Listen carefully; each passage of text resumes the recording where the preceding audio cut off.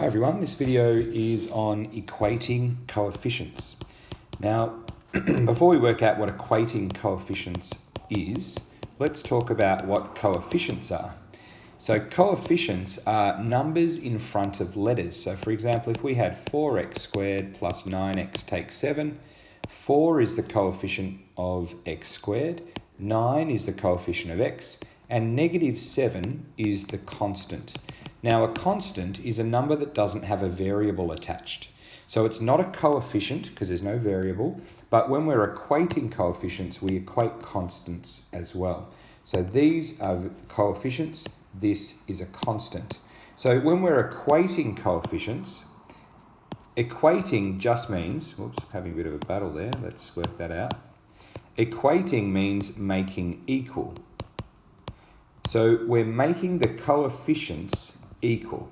Now that'll hopefully make more sense when I show you an example. So let's have a look at this example here. The question tells us that we have a cubic, x cubed minus x squared plus x minus 1, and we're told that it is exactly divisible by x take 1. In other words, x take 1 is a factor.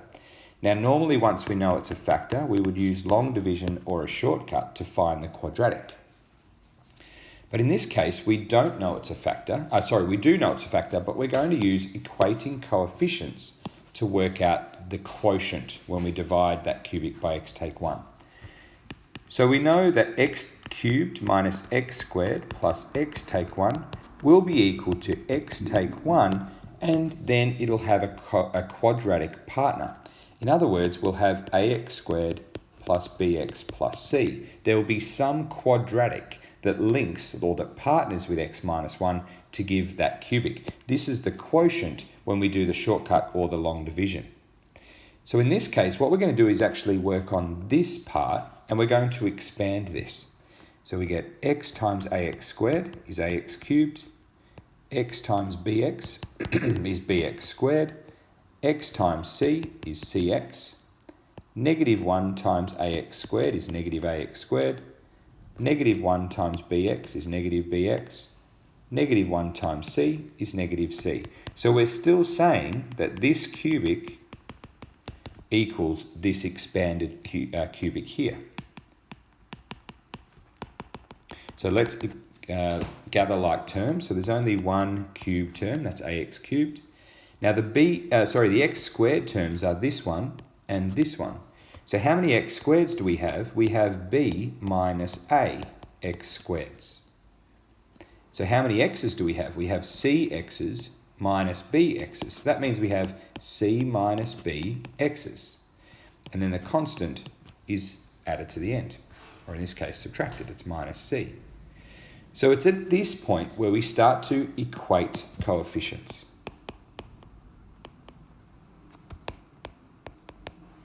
So what that means is we look at the coefficient of x cubed here, and we look at the coefficient of x cubed here. Now, in order for these two equations to be equal, which is what that sign says that they are, then those coefficients of x cubed must be the same. So the coefficient of x cubed here is 1, the coefficient of x cubed here is a, therefore a must be 1. So that's what equating coefficients means. So let's take the next coefficient, which is x squared.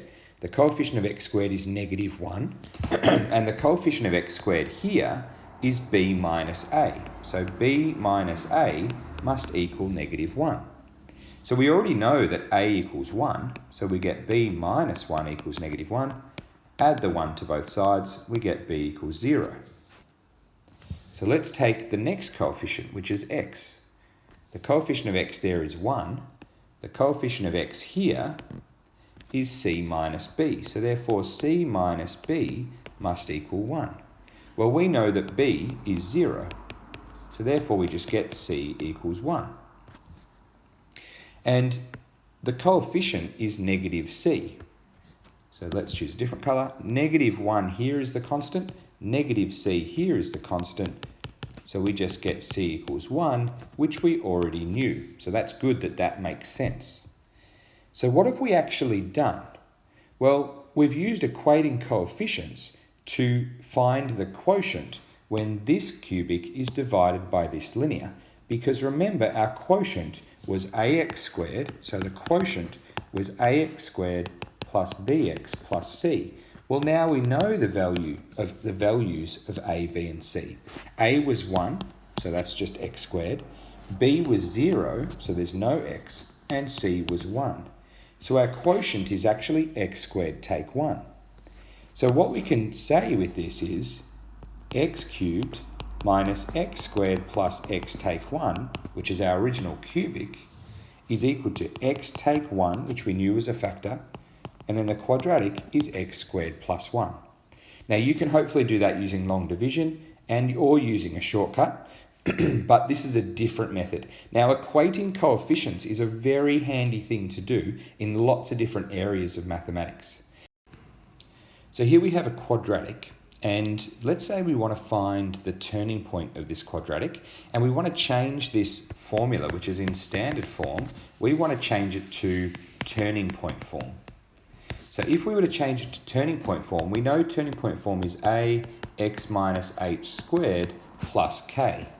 So we know that we can use completing the square to turn that into turning point form, but let's do it using equating coefficients. So just like the last example, we're going to focus on this side. We're going to expand it.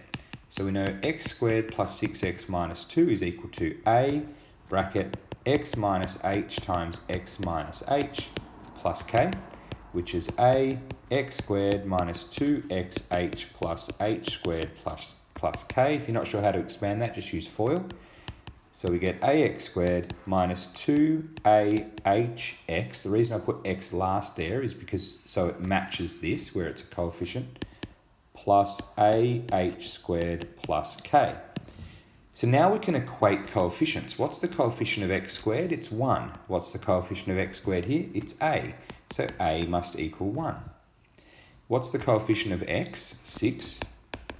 What's the coefficient of x here? Negative 2ah. Now we know a is 1, so that's just negative 2h. And if we divide by negative 2, we get negative 3. So h must be negative 3. Now the constant is positive ah squared plus k. The constant here is negative 2. So negative 2 must equal ah squared plus k.